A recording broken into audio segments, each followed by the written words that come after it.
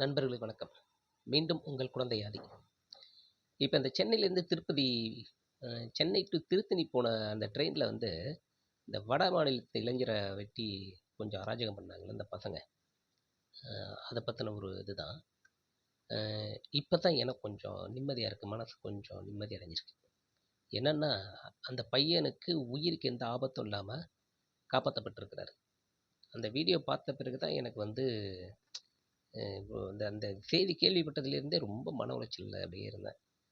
அந்த பையன் உயிரோட இருக்கிறான்ற விஷயத்த வீடியோ மூலியமா அந்த காவல்துறையினரால் வெளியிட்டிருக்கிறாங்க. அந்த பசங்க மேல கொலை வழக்கு பதிவு போட்டிருக்கிறாங்க. அவன் தப்பிச்சுட்டான், உயிரோட இருக்கிறான் அப்படிங்கிறது ஆறுதலா இருக்கு. இது என்னன்னா, அந்த பையனுடைய அம்மா அப்பா இருக்காங்கல்ல, அவங்களாம் படிப்பறிவு இல்லாதவங்க. இந்த பசங்களாவது அப்படியே எப்படியோ ஏறி அந்த மாநிலத்திலேருந்து இந்த மாநிலத்துக்கு ட்ரெயின்ல ஏறி வந்துடுறாங்க. இவங்களோட அம்மா அப்பாவுக்கெல்லாம் வரவே தெரியாது. இப்ப இந்த பையனுடைய நிலை என்னன்னே தெரியாது. முதல்ல இந்த வீடியோலாம் அவங்க பார்க்குறாங்களான்னே தெரியாது.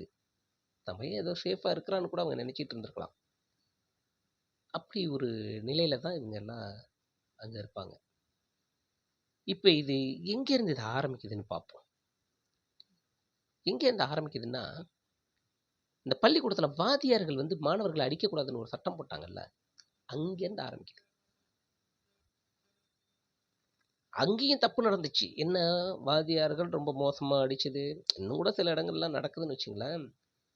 அதை நம்ம களையணும். அதுக்கு நம்ம சட்டம் சரியான முறையில இயற்றணும். அதுக்காக வாத்தியார்கள் கண்டிக்கவே கூடாது, அடிக்கவே கூடாது அப்படின்னாக்க, நல்ல மாணவர்கள் உருவாகவே மாட்டாங்க. அப்ப அடிச்சு அந்த வலி, அந்த இதுதான் அவங்கள திருத்துமா அப்படின்னா, அது கிடையாது இங்க. வலி திருத்துறது கிடையாது. அந்த அடிக்கும்போது ஏற்படுற அந்த அவமானம் இருக்குல்ல, சக மாணவர்கள் மத்தியில, அதுக்கு தான் பயப்படுவான். அடியெல்லாம் சும்மா தொடச்சிட்டு போயிடுவாய்ங்க. சக மாணவர்கள் முன்னாடி அந்த அடிபடுறது இருக்குல்ல, அதுக்கு பயப்படுவான். அதுக்கு ஒழுங்கினமா இருப்பான். அதனால அத சுத்தமாவே அத வந்து நீங்க வந்து தடுத்திருக்க கூடாது இந்த அரசு. ஆசிரியர்களுக்கான அந்த உரிமையை குடுத்திருக்கணும். அதுல வந்து கைய வைக்கிறது மிகப்பெரிய ஒரு இது. அடுத்து இப்ப நீதிமன்றம், இந்த பையன் மைனர்ங்கிறதுனால அவனுக்கு வந்து பிணை குடுத்தாங்கல்ல, அதுல எனக்கு கொஞ்சம் உடன்பாடு இல்ல. ஏன் உடன்பாடு இல்லன்னாக்க, இந்த பையன் இப்ப பிணை வாங்கிட்டு, உடனே இப்ப ஸ்கூலுக்கு போனான்னு வைங்க, என்ன ஆகும்? அங்க உள்ள டீச்சர்ஸ் மொதற்கொண்டு பயப்படுவாங்க. அங்க உள்ள மத்த ஸ்டூடண்ட்ஸ் பயப்படுவாங்க. இன்னும் சில ஸ்டூடண்ட்ஸ் என்ன பண்ணுவாங்க, அவங்களுக்கு கொஞ்சம் தைரியமே வரும். "ஏ அசால்ட்டா பண்ணிட்டு, அசால்ட்டா வந்துட்டானே!" அப்படின்ற தைரியம் வரும். அவங்களுக்கெல்லாம் புரிதல் இருக்காது. நாளைக்கு இவன் என்ன ஆகப் போறான்? இந்த வழக்கு எங்க போய் நிக்கப் போகுது? அதெல்லாம் அவங்களுக்கு புரிதல் இருக்காது. அவங்களுக்கு ஒரு தைரியத்தை ஏற்படுத்தும் இந்த நிலை. அதனால அரசு இத கொஞ்சம் யோசிச்சிருந்திருக்கணும். சக மாணவர்கள் எப்படி உங்கள பார்ப்பாங்க?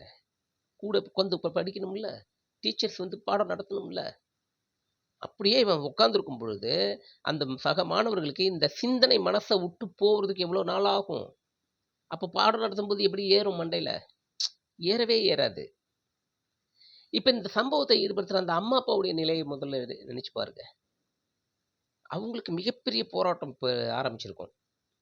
இந்த வழக்குல போயிட்டு இவன காப்பாத்துறதுலேருந்து எல்லாமே மிகப்பெரிய போராட்டங்கள் ஆரம்பிச்சிருக்கும்.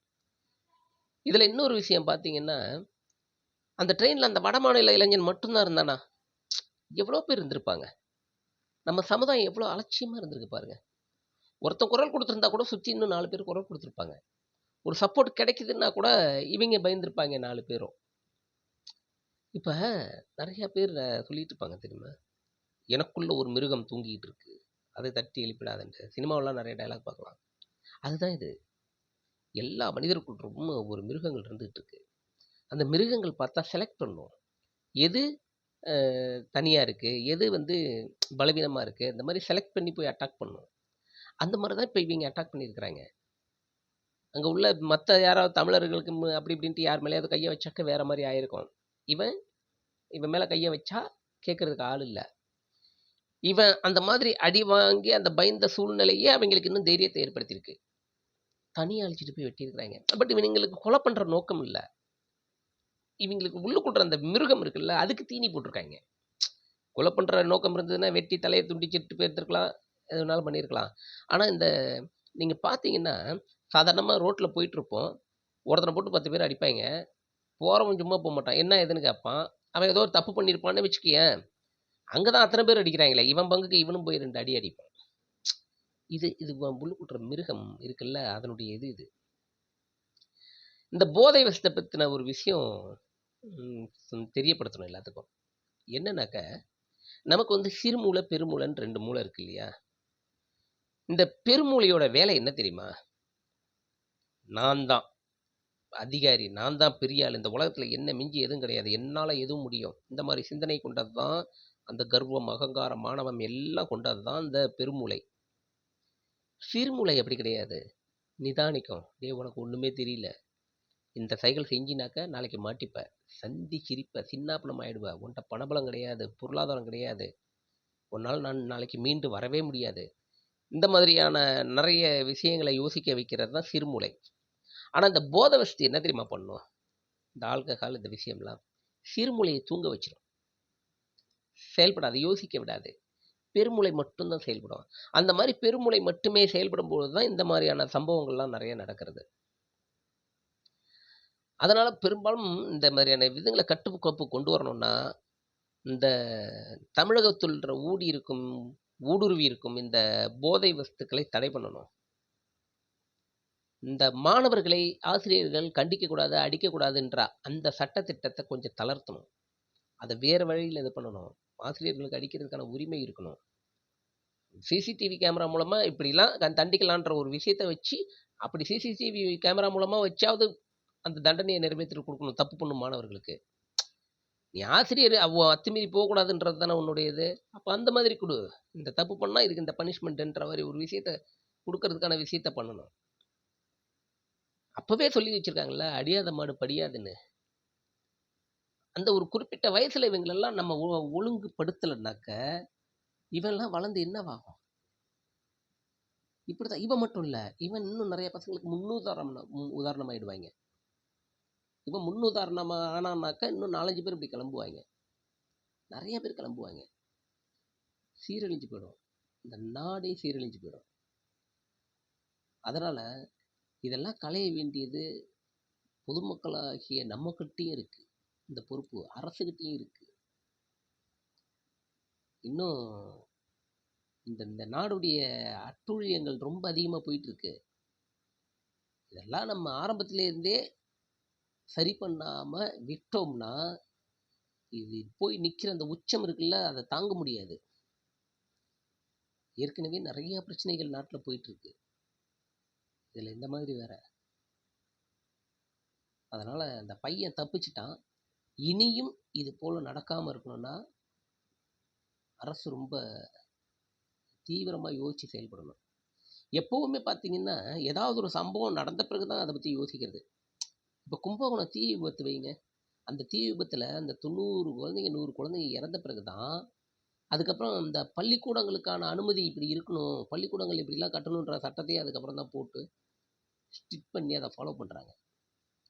இஷ்டத்துக்கு எவனுக்கு வேணாலும் பள்ளிக்கூடம் நடத்துறதுக்கான இது குடுத்துற முடியாது. அப்படின்ற ஒரு இதா அதுக்கப்புறம் தான் இது பண்றாங்க. ஸோ இங்க எல்லாமே அப்படிதான் இருக்கு. ஸோ இப்ப இந்த சம்பவத்துக்கு அப்புறமாவது இத சரி பண்றதுக்கு பார்க்கணும். இத களைய பார்க்கணும். இன்னொன்னு, இந்த மாரி சம்பவங்கள் நடக்கக்குள்ள, இந்த சம்பவத்துக்கு முதல்ல அவங்கள சார்ந்தவங்க எதிர்ப்பு தெரிவிக்கணும். அப்பதான் அடுத்தடுத்து நடக்காது. அவங்க சார்ந்தவர்கள் இவங்களுக்கு சப்போர்ட் பண்றதும், இவனுக்கு ஆதரவா பேசுறதும், இவன சேஃப் பண்றதுலயுமே இருந்தாங்கன்னா, இவன பாதுகாக்கிறதுலயுமே இருந்தாங்கன்னா, இது குறையாது. இது அதிகரிக்கும்.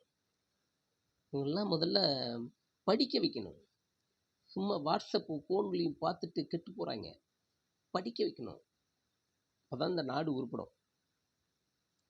எனக்கு இந்த அந்த விஷயம் கேள்விப்பட்டதுலேருந்தே மன உளைச்சல்ல இருந்தேன். இப்ப அவன் நல்லா ஆயிட்டான். அந்த பையன் உயிரோட இருக்கான் அப்படின்ற ஒரு சிந்தனைய என்ன கொஞ்சம் தெளிவாக்கி இந்த பதிவு போட வைக்கும்.